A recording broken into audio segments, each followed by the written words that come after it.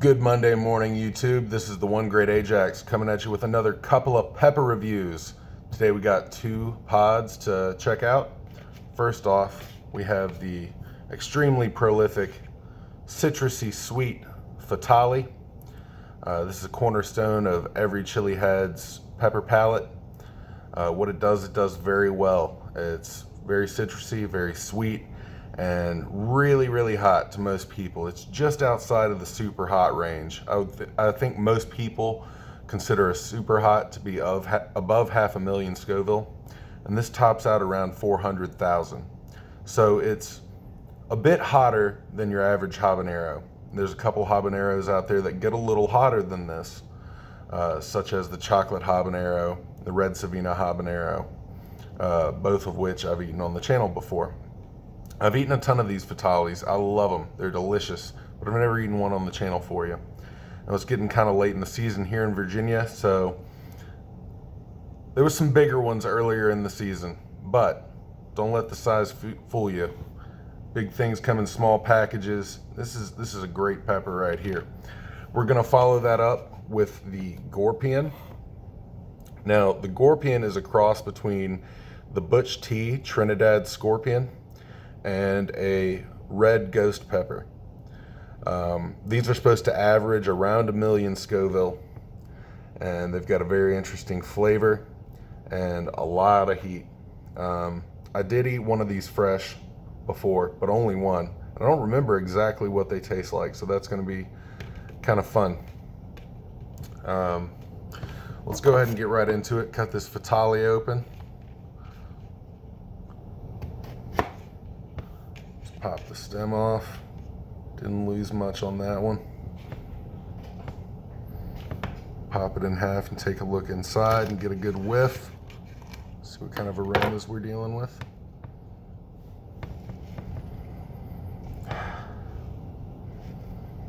Very crisp, very mild on the nose.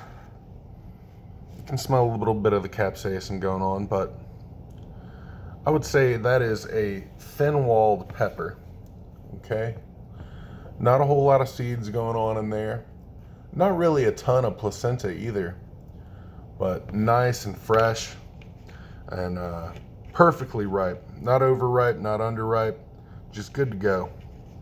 So let's go. This got a little bit of an oily slickness inside. You can tell it's got some juices going. But let's take a bite of this citrus heat bomb.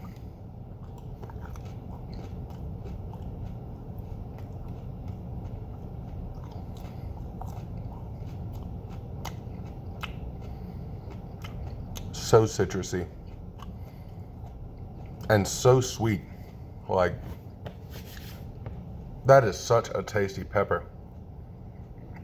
One of the best around. I don't know why I haven't reviewed this earlier.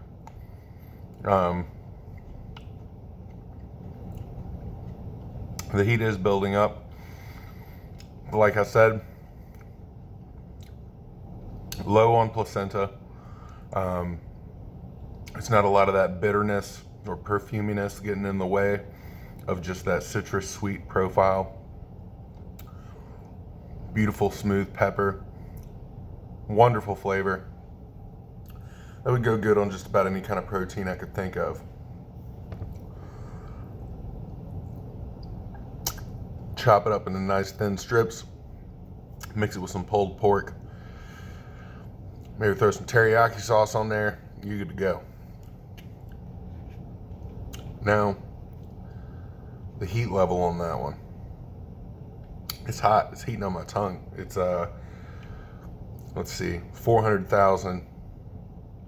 So if a jalapeno gets to 8,000 and a Fatalii is 400,000, that makes it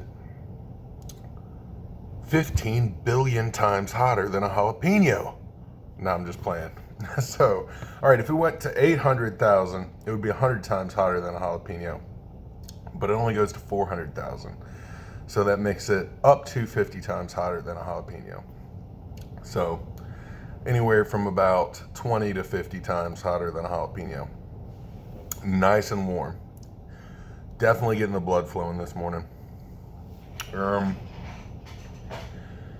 actually got off work pretty darn early last night, and I had time to get a new ferment going. My buddy Zach, my buddy Ben, and my buddy Mike have all been hooking me up with peppers over the past few weeks. And I actually managed, well, the past couple weeks, I got enough together to start a ferment. I picked out the ones that were slightly overripe from waiting around in the fridge and whatnot. But we got 2 of these jars going. Tons of different peppers in there. We got some sweet stuff. We got some baby bells. We got some banana peppers. Got what I believe was a red poblano. A bunch of cayennes, some Ghor-Pions, some Fataliis. I believe there's Apocalypse Scorpion in there. And got some fresh garlic shaved up in there with it. I'm gonna go ahead and ferment that with the peppers from the beginning this time. Now my last batch was actually a mash sauce, and I feel like that fermented wonderfully. I let it go for 3 weeks and it came out amazing, like super complex fermented flavor. I loved it. Might be the best sauce I've ever made in my opinion. But I wanted to go back and I just like finally chopped these up. Like I said, with some of the peppers being in the fridge for a little while, I didn't want to just mash it because I feel like with a mash you have a higher chance of spoilage. So I wanted to get everything good and covered up in brine and let these ferment. But I'll keep you guys informed on what's going on with that and what I plan to do with it. Might make 2 different batches. I don't know. What's the best hot sauce recipe you know? Somebody link me to something delicious. I've been kind of thinking about doing like a fish sauce and like fresh peppercorn. Almost get like a pastrami thing going on. I don't know. Just crazy thoughts. All right, now this is the killer. The Ghor-Pion, topping out above 1 million. So this should be anywhere from about 10 to 2.5 times as hot as the Fatalii I just ate. Should have carved this into a little jack-o'-lantern for Halloween. We're starting to get close now. Looks like a little mini pumpkin, don't it?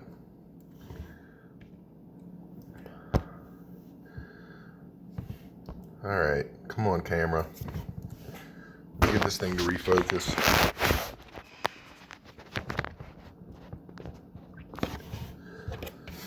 Take a look inside of this Ghor-Pion here.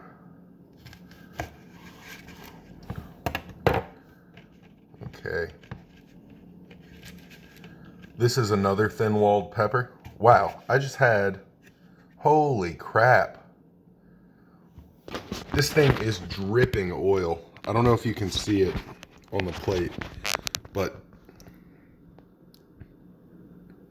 this thing is literally dripping oil. It's been in my fridge, not wet, and I just cut it open, and it's got so much oil. It is dripping out of it. This thing is going to be on the higher end of the Ghor-Pion Scoville scale. Let me just put my finger in that oil.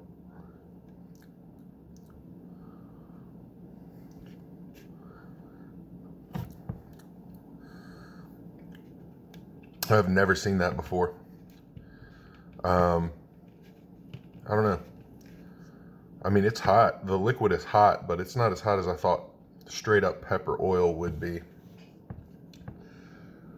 And this one has a lot pethier. Got a lot more placenta going on. A little bit more seeds than Fatalii, but it's also thin-walled, just like the Fatalii was. The scent coming off of this one, if I can hold on to it,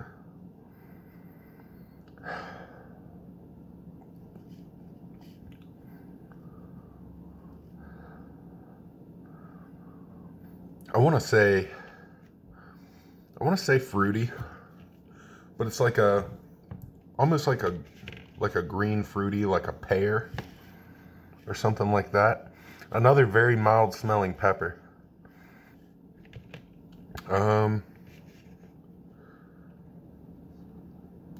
Ghor-Pion, cross between a Butch T Trinidad Scorpion and a Red Ghost, averaging about 1 million Scoville. Let's go.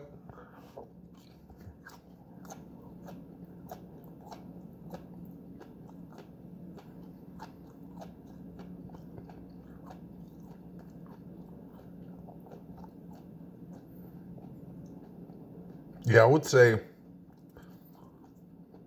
not a whole hell of a lot of sweetness to it, but also, again, not very floral, not very perfumey. There's a little bit of that.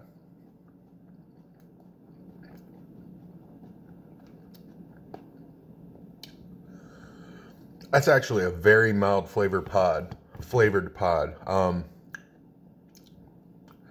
Has a bit of a peanuttiness to it, almost like a cayenne. Especially underripe cayennes, they hit me and it's just like peanutty or like seedy, like a sesame seed or something. It's hot. Whew. Tried to breathe a chunk of that down the windpipe. But yeah, I would say like peary, appley, nutty.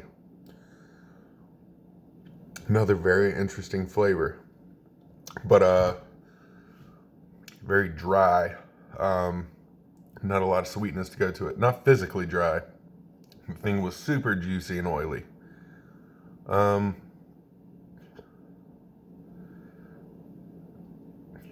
Yeah, that was a really clean heat. It had a fruitiness to it, but like I said, it's not a sweet fruitiness. Not a lot of floral, a little bit nutty. None of that black pepper. Just very clean, just like straight heat. I feel like that's a pepper you can mix into something and not mess with the flavor profile of the dish too much at all.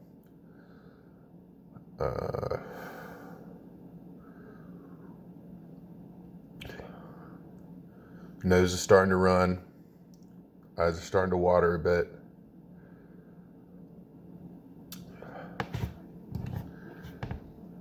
But yeah, most good. I think I'm finally getting to the point where 1 million Scoville peppers could literally be snacking peppers for me. That was tasty, and I could see myself just like chowing down on one of those every so often. Very good, yes.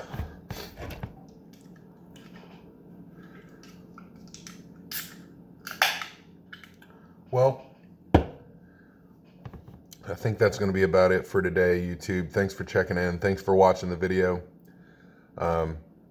If anybody has created a new cross or has a pod they'd like me to review on the channel, I would be more than happy to. Reach out to me.